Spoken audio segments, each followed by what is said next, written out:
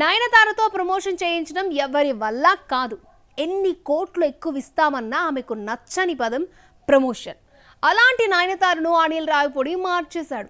Promotion చేయడంలో పండిపోయిన Anil promotion చేస్తానంటూ నయనతారే తన వెంట పడేలా చేసుకున్నాడు. నమ్మడం లేదు కదా? అయితే ఈ వీడియో చూడాల్సిందే. సీనియర్ హీరోయిన్స్ అందరూ అనిల్ రావిపూడి మాయలో పడిపోతున్నారు. కెమెరాకు దూరమైన విజయశాంతితో సరిలేరు నీకెవరు తీశాడు. మన శంకర వరప్రసాద్ లో నయనతార హీరోయిన్ గా సెలెక్ట్ అయిందని చెప్పడానికి వీడియో రిలీజ్ చేశాడు. ప్రచార ఆర్భాటాలకు దూరంగా ఉండే నయనతో ఇలా వీడియో చేయించడం అనిల్ గే చెల్లిందే.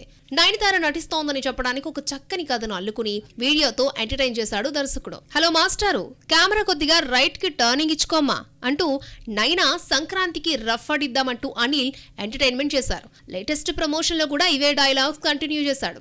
నయనే ప్రమోషన్ చేస్తానని అడగడంతో గుండె ఆగినంత పనైందన్నట్టుగా ఫనీగా చూపించాడు అనిల్.